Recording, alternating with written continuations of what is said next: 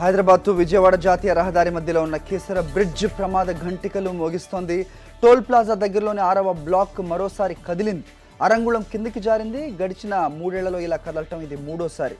గత ఏడాది డిసెంబర్ 31న 2 అంగుళాల మేర కిందకు జరిగిన టోల్ ప్లాజా అధికారులు పట్టించుకోలేదు. నాణ్యత లోపం కారణంగా ఈ పరిస్థితి తలెత్తిందని తెలుస్తోంది. నిజానికి కీసర బ్రిడ్జ్ 6వ బ్లాక్ కదలికలపై ప్రతిసారి సాక్షి స్పందించింది. ఎప్పటికప్పుడు విషయాన్ని అధికారుల దృష్టికి తీసుకొచ్చే ప్రయత్నం చేసింది. పలుమార్లు టోల్ ప్లాజా అధికారులను కూడా బ్లాక్ కదలికలపై ప్రశ్నించింది. అయినా ఫలితం మాత్రం శూన్యం. అటు జిల్లా రోడ్డు రవాణా శాఖ కూడా నిమ్మకు నీరెత్తినట్లుగా వ్యవహరించింది. మరమ్మతు చర్యలకు ఆదేశించకుండా ప్రజల ప్రాణాలను గాలి కుదిలేసింది.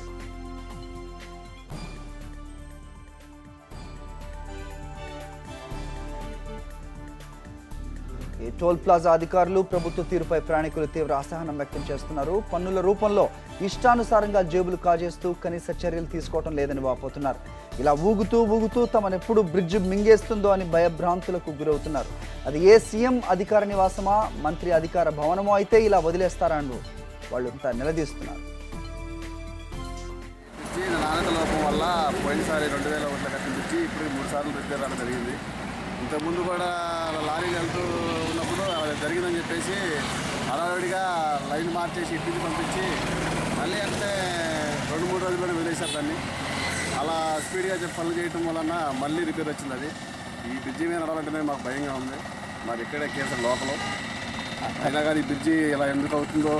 పోయినసారి 2-3 గాయాలు జరిగినాయి ఇక్కడ బ్రిడ్జి పట్టిన పట్టినప్పుడు. 6వ బ్లాక్ అంతే 6వ బ్లాక్ వస్తుంది దగ్గర నుంచి. ఈ 6వ బ్లాక్ ఇలా అవటం, ఈ తొలియటం వల్ల నిర్లక్ష్యం అండి.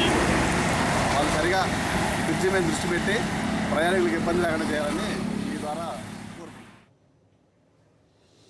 కీసర బ్రిడ్జ్ 6వ బ్లాక్ లోకలపై మరింత సమాచారం మా ప్రతినిధి లక్ష్మి అందిస్తారు. లక్ష్మి, చెప్పండి, కీసర బ్రిడ్జ్ 6వ బ్లాక్ ఇంకా ఊగుతూనే ఉందా? దీనిపై అధికారుల స్పందన ఏంటి? నిజానికి బ్రిడ్జ్ ఊగటం తొలిసారి కాదు, అయినా చాలాసార్లు ప్రమాద గంటికలు ముగిచింది. మరి మరమ్మతులు జరిగాయా? అధికారులు ఏం చెప్తున్నారు? హరి, కీసర బ్రిడ్జిని దాదాపు 2001 సంవత్సరంలో దీన్ని నిర్మించడం జరిగింది. ఇప్పటికీ 3 సార్లు, దాదాపు 15 సంవత్సరాలలో 3 సార్లు ఫ్లాట్ అనేది కలవడం జరిగింది. ఎక్కువగా 6వ ఫ్లాట్ లోని ప్రమాదం జరుగుతుంది.